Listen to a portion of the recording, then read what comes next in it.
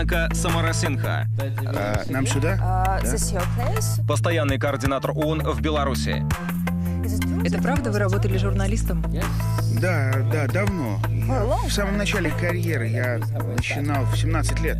О проблемах мигрантов и терпимости в целом к другим, приехавшим издалека, особенным или вернувшимся с самого дна.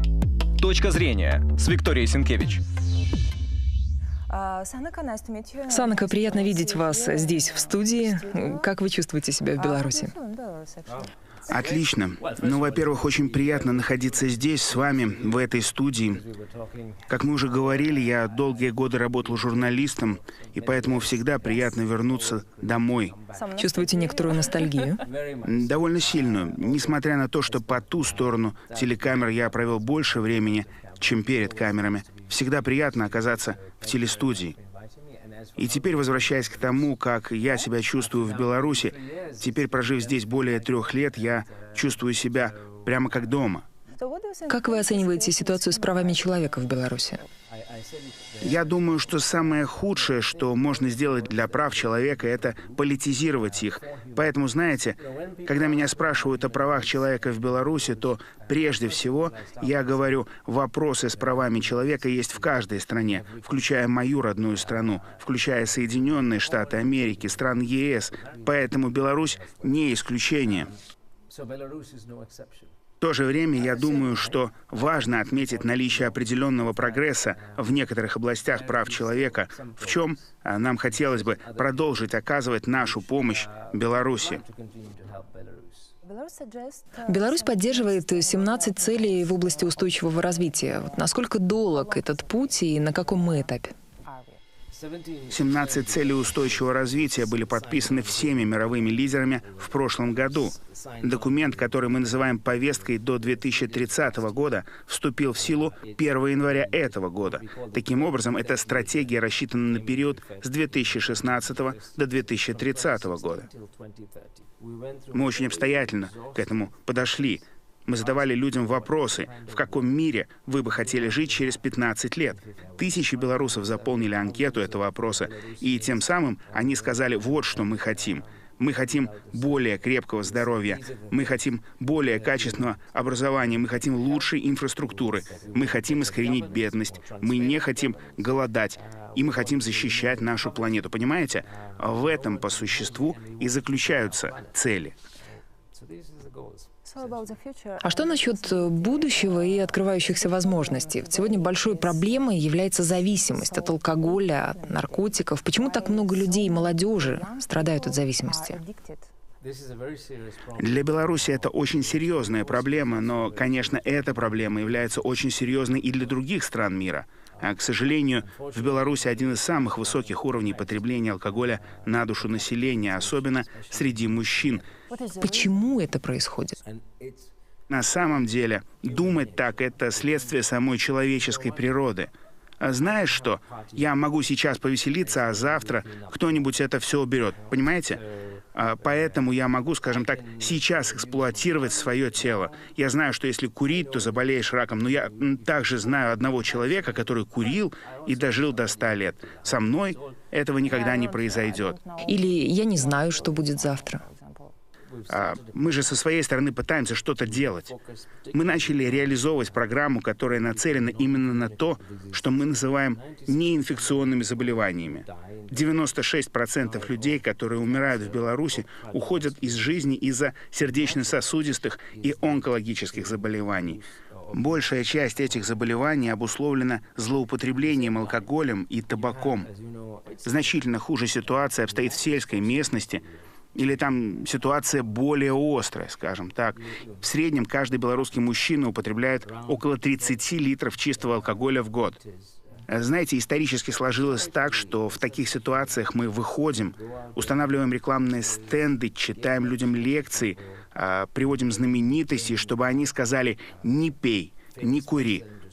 Например, Дарья Домрачева является послом доброй воли программы развития ООН здесь, в Беларуси. В этом она великолепна. Она активно участвует во многих наших общественных кампаниях. Но иногда думаешь, если хочешь действительно достучаться до кого-то, кто пристрастился к наркотикам, то, возможно, тебе нужен кто-то из бывших наркоманов, чтобы этот человек на самом деле пошел и поговорил с тем, кто все еще зависим. Своего рода программа «равный равному». В последнее время идут серьезные споры об эффективности заместительной терапии, метадоновой терапии. Вот есть разные мнения. Я предлагаю посмотреть, как этот процесс проходит в Минске. Диваков.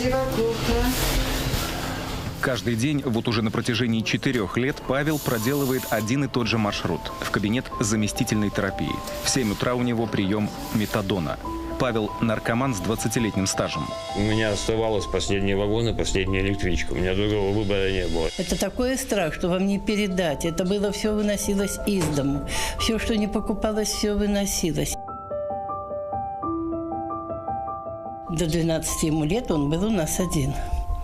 Мы каждый год ездили на юга. Каждый год. Был осужден, мне дали химию. Приехал на химию. Там человек из 200, человек там 30 скололись. И мои знакомые с моего района. Ну, там попробовал. Все, и пошло-поехало. Мы хотели его убить. Мы хотели его убить. Но вот если бы мы его бросили, уже бы его не было в этой жизни. 10%, которые хотят уйти, которые давно на программе состоят, большая часть молодежь. Ну, сами понимаете, он пришел, он еще жизнь не прожил, как бы, только начал колоться, узнал, что есть такая программа, он думает, что здесь бесплатный наркотик дают. Далеко не разновидность героина. От него пациенты не получают вот этого чувства эйфории, которое получают от, как вы уже сказали, героина. Но при этом метадон, принимаемый здесь, он снимает абстинентный синдром, и у пациентов нет вот этих осложнений в виде боли в суставах, в конечностях. Пациенты, получая здесь метадон, они перестают воровать, они перестают, опять же, через инъекционные пути передавать ВИЧ-инфекцию.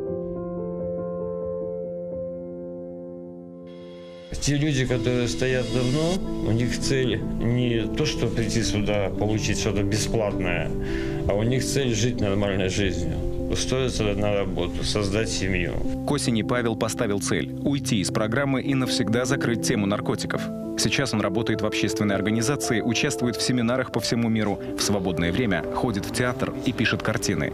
Учится жить нормальной жизнью. А что вы думаете о метадоновой терапии? А вот, я только собирался об этом сказать. Например, одной из наших инициатив является создание в стране 19 точек заместительной метадоновой терапии. И я посещал несколько из этих объектов и разговаривал с людьми, проходящими заместительную метадоновую терапию, и результаты феноменальны. Знаете, они же вышли из преступного прошлого, потому что, конечно же, им нужно было поддерживать свое пристрастие к наркотикам, что некоторым из них стоило более $50 в день. Конечно же, у них не было денег, поэтому деньги они воровали. Это было очень рискованно, часто они кололись одной иглой. И в процессе употребления они также заражались ВИЧ, и, кроме того, они, конечно же, становились непродуктивными членами общества. И знаете, что я там увидел? Люди восстанавливали свои жизни. Они снова становились родителями, они становились сотрудниками компаний. И да, они все еще приходят в пункты заместительной метадоновой терапии раз в день. Существуют разные мнения, это дорого. Я бы оспорил такие заявления. На самом деле мы провели исследование в Гомельской области, чтобы показать, какое финансовое бремя, связанное с наличием лиц, употребляющих инъекционные наркотики, ложится на правоохранительные органы, систему здравоохранения или на другие структуры. Эти расходы для общества, экономики, они огромны. А с другой стороны, заместительная метадоновая терапия обходится в $1 в день. $1 в день. На одного человека? Да, на одного человека. Мне известно, что только 20% пациентов могут жить без метадона. Такая терапия действительно требует много времени, а в некоторых случаях приходится говорить об очень больших сроках, иногда длиной в жизнь. Но послушайте, я принимаю статины из-за высокого уровня холестерина, и это на всю жизнь, понимаете? К чему я веду? Сам по себе прием какого-либо препарата – это не проблема. Проблему представляют собой зависимость от препарата, который не позволяет себя вести так, как всегда, действовать как хороший гражданин. Каково другим людям жить бок о бок с человеком, который зависит от наркотика? Вы знаете, за страхом других людей, которые, как нам кажется, отличаются от нас, главным образом стоит отсутствие понимания. А за отсутствием понимания главным образом стоит отсутствие знаний. Вот смотрите, я аквалангист. Да? Да, я люблю плавать под водой. Но я не всегда это делал. Мне не всегда нравилось подводное плавание. Было время, когда я даже, несмотря на то, что я родился и вырос на острове, и люблю плавать, но, знаете, сама мысль о погружении в море на 20 метров до смерти пугала меня. Вот как учатся подводному плаванию? Вы проходите 3-дневный курс, чтобы понять океан, понять, как действовать в определенных ситуациях, которые могут возникнуть. Как только вы все это сделаете, вы перестаете бояться и начинаете по-настоящему наслаждаться красотой вокруг вас. Поэтому я считаю, что страх можно рассеять лишь в том случае, если мы поможем людям понять других. Я вспоминаю середину 80-х, когда имя первого шри-ланкийского ВИЧ-инфицированного стало известно общественности. Так сложилось, что этот человек был моим родственником. И я до сих пор помню, что люди боялись, как люди боялись даже зайти в ту комнату, где он находился, потому что никто... Потому что они не понимали, просто... Да, именно. Сегодня мир другой, но и в нем царит еще страх. Возьмите инвалидов. Знаете, когда я был ребенком, то у меня, точнее, у моих родителей был друг-фотограф. И у этого фотографа было несколько детей, и один ребенок был моего возраста. Мне было 4 или 5 лет. А у того ребенка была особенность психического развития. Понимаете, она была аутистом. И я так боялся этого ребенка, потому что она была другой. А знаете, что делали мои родители? Они не переставали брать меня с собой. Они просто-напросто возили меня туда все чаще и чаще. И для меня этот ребенок стал нормальным. Я стал понимать ее, я узнал, как взаимодействовать с ней. И я думаю, что с того самого дня во мне зародилась мысль о том, что мы должны бороться со стигматизацией инвалидов, людей с психическими или с физическими особенностями. А как инвалиды чувствуют себя в Беларуси?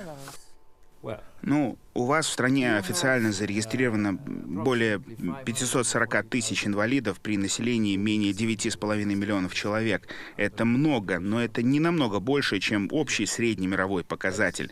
Обычно я, когда говорю на эту тему, задаю такой вопрос. Как вы думаете, сколько в вашей стране проживает инвалидов? То обычно люди приводят какие-то очень маленькие цифры, которые далеки от реальности. И это происходит потому, что, как они говорят, мы их не видим, где они. Вот поэтому одним из направлений нашей работы является недавно начатая программа, кампания под названием «Инклюзивная Беларусь». Мы хотим попытаться помочь людям понять, что существует такое явление, как эксклюзия, что в их стране, в их населенных пунктах, возможно, даже на их улицах, проживают люди, которые по той или иной причине исключены из жизни общества, что эти люди особенные, да, но они также не могут жить так, как я или вы, из-за всех этих барьеров. Бояться таких людей не нужно. Дети с аутизмом во много раз лучше чувствуют себя в определенных направлениях IT-индустрии, чем вы или я можем себе представить. И все потому, что им свойственно терпение. Знаете, они могут сесть и собрать пазл из 50 тысяч кусочков. Я не могу. Я даже из 500 кусочков не могу, честно. Поэтому у них другие способности. Сегодня более 1000 детей, особенных детей, вот с разными особенностями, могут учиться в обычных школах с такими неособенными детьми. Я предлагаю посмотреть материал из 91-й школы города Минска. Сколько коробочек больших было? На 2. Получается 2 12. Еще в прошлом году Коля ходил в специальный класс для детей с нарушением слуха. Сегодня он ни в чем не уступает новым друзьям в обычном классе. Ни в процессе обучения, ни в спортивных баталиях. Мы вместе ему помогаем, вместе вот так вот. Бывает, что я ему помогу, бывает, что он мне поможет. Если есть возможности, то есть видим, что ребенок может учиться в обычном классе, мы переводим из специального в обычный класс. Ну а все остальные мероприятия мы проводим вместе с детьми. И массовые, мы их абсолютно не отделяем. Каждый третий ребенок в этой школе с особенностями. Но для педагогов ученики равны. В начальной школе с детьми с нарушением слуха занимаются специалисты. Это сурдопедагоги. Парты в классе специально расставлены полукругом, чтобы ребята могли видеть учителя и при необходимости считывать информацию с губ. Называется кривицы, потому что это братья крови. Братья по крови. А здесь и вовсе занятия 1 на 1. Это специальный акустический класс, в котором индивидуально работают над развитием слуха и речи. Слушай внимательно. На улицах города большое движение. Перевод из спецкласса в обычный скорее исключение, нежели правило. Чаще серьезные предметы, математику или языки преподают в разных аудиториях, а интеграция проходит на ритмике и пении. Методика проверена годами. Школа опробовала инклюзивное обучение 30 лет назад. Закончила в этом году выпускница, девочка, из Смолевич папа возил 11 лет. Как папа сам сказал, он несколько раз объехал земной шар, пока дочь возил в школу. Несмотря на большую любовь к математике, Коля мечтает стать футболистом. Сейчас болеет за Барселону и хочет быть похожим на бразильского нападающего Неймара.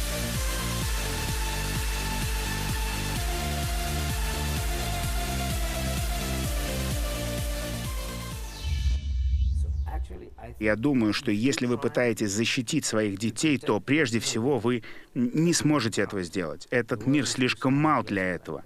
Нет никакого способа, знаете, чтобы поместить ваших детей в своего рода маленький кокон, в котором бы они взаимодействовали только с детьми, которые бы выглядели точно так же, как и ваши дети. А если вы попытаетесь это сделать, то у вас в конечном итоге ничего не получится. Во-первых, вы не поможете вашему ребенку, потому что мы живем не в таком мире. Мы живем в мире полном разнообразия. Если вы собираетесь создать для своего отпрыска какой-то искусственный мирок, то в этом случае вы не помогаете своему ребенку, потому что когда ваш ребенок вырастет, то он вдруг поймет, что он не знает, как жить в многообразном мире.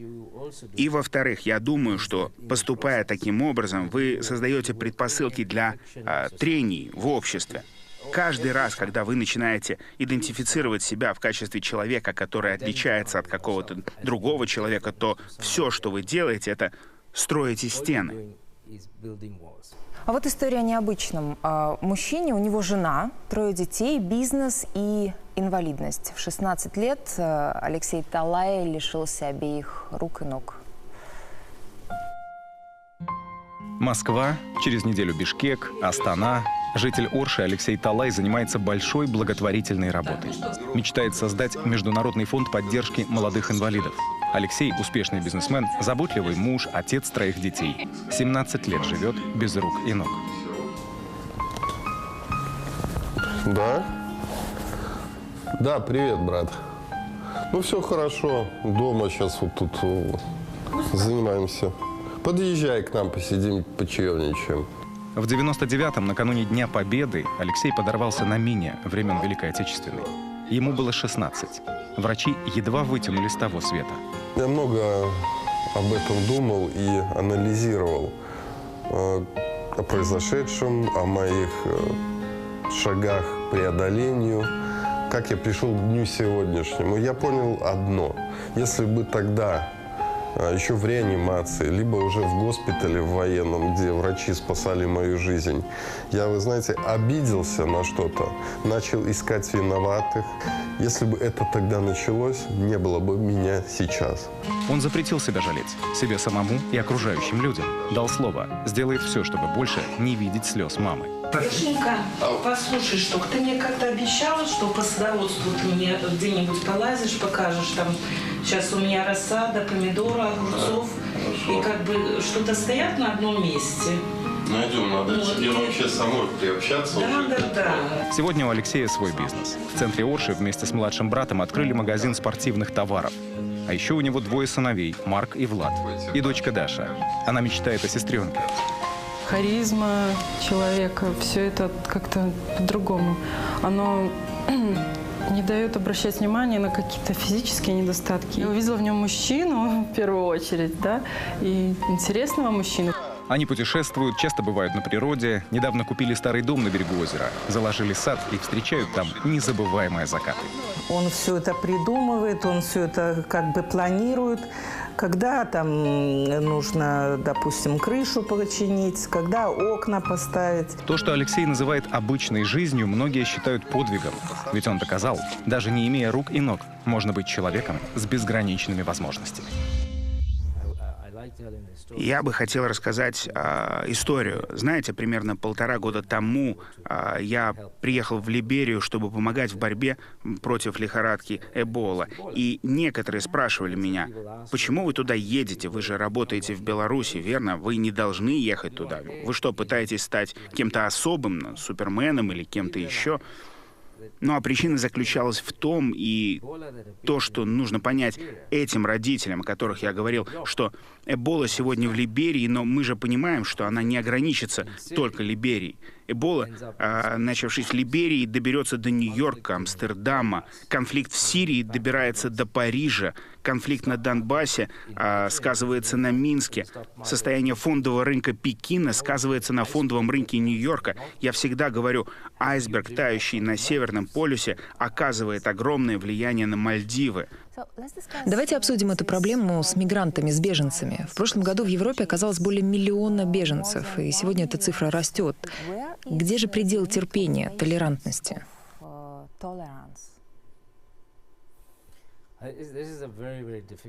Это очень сложный вопрос. И я думаю, что, к сожалению, этот поток будет расти, потому что чем больше конфликтов, осложненных глобальным потеплением и изменением климата, тем более огромная масса людей будут мигрировать из одной страны в другую. Поэтому то, что нам нужно сделать, это обратить внимание на источник проблем. Откуда эти люди, откуда они могут быть, и нужно стараться как можно лучше прогнозировать будущее. Знаете, в некоторых точках, как, например, в Сирии, сегодня мы пытаемся навести порядок вместе с другими, но нам нужно думать о том, что станет следующей Сирией. И нам нужно действовать до того, как наступит кризис, для того, чтобы предотвратить его или смягчить его последствия. Это во-первых. А во-вторых, я думаю, в том, что касается людей, которые сейчас прибывают, очень важно проводить различия между теми, кто имеет законное право на статус беженца, теми, кто в результате конфликта или чего еще являются вынужденными мигрантами, и кто может быть движим более конъюнктурными целями. Да, и ведь это незаконный процесс, и добраться до Европы действительно дорого.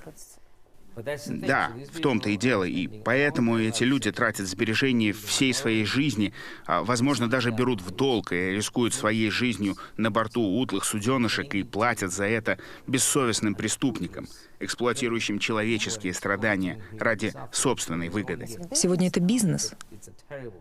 Это страшный бизнес. Именно так. И мы в некотором смысле, к сожалению, содействуем процветанию этого бизнеса, потому что у нас нет надлежащего процесса отбора и переброски людей. И в конце концов, я считаю, что нам нужно думать об этом как о коллективной ответственности. Справиться с этим 1 или 2 или 3 странам невозможно. И поэтому нам нужно, я думаю, по-настоящему глобальное реагирование, а не только европейское. Вы знаете, в связи с кризисом в Украине мы в Беларуси сталкиваемся с теми же проблемами, с тем же вопросом мигрантов. Но у таких людей есть работа, у них в Беларуси есть жилье, у них есть будущее. И мой вопрос заключается в следующем. Почему небольшая страна, вот маленькая страна Беларусь, не столкнулась с такой проблемой, как ЕС? Я должен признать тот факт, что на самом деле Беларусь проделала действительно хорошую работу, и правительство проделало хорошую работу по оказанию услуг тем, кто приехал из Украины. В то же время я думаю, что нам повезло, и если бы к вам в Беларусь приехал 1 миллион или, например, 2 миллиона вынужденных мигрантов, то это было бы очень сложно даже для Беларуси. Люди думают инстинктивно: ах, эти люди другие, у них другая религия, они говорят на другом языке, они выглядят иначе, они просто едут сюда для того, чтобы получить множество возможностей и забрать то, что есть у нас. А это не так? Ну вот, посмотрите на меня. Такое и про меня можно сказать в некотором смысле. Я тоже трудящийся мигрант, верно? Я здесь, хоть я и не из Беларуси, и я работаю, и надеюсь, что делаю что-то полезное для вашей страны, и приехал издалека. Но, вы знаете, так было не всегда. Когда в моей стране шла война, я уехал в США, потому что в то время университеты в Шри-Ланке не работали. А я, как вы знаете, был журналистом. В то время это было жаркое место для журналиста, и поэтому я оказался в Соединенных Штатах Америки. И кто-нибудь мог сказать: а это кто такой? Приехал тут беженец из страны, которая находится в конфликте. И я думаю, что, знаете, нам нужно перестать думать о людях, которые отличаются от нас, как о людях, которые собираются все забрать. Думаю, что это является частью проблемы. Люди считают, что все, что у нас есть, у нас отберут. Потому что мы не понимаем, что на самом деле они, возможно, могут дать нам больше, чем у нас есть сейчас. Надеюсь, что я сделал какой-то вклад в Беларусь. Сделал? Ну, я не уверен сам. Надеюсь на это. А что вы считаете своим домом? Что для вас означает слово «дом»? Но я думаю, что Шри-Ланка всегда будет моим домом, потому что, знаете, там я вырос, там живут мои родители, но это лишь один из домов. Но я жил в более чем в 20 странах, и я, конечно, здорово привязался к большинству этих стран. Поэтому, думаю, я мог бы с легкостью считать любое из этих мест своим домом, теперь включая и Беларусь, где я провел более 3 лет. Спасибо. Хотите, чтобы я остался? Конечно, мы всегда рады вам. Благодарю вас за ваше время, за работу и за вашу открытость. Спасибо. Thanks a lot, really. It's really nice from you.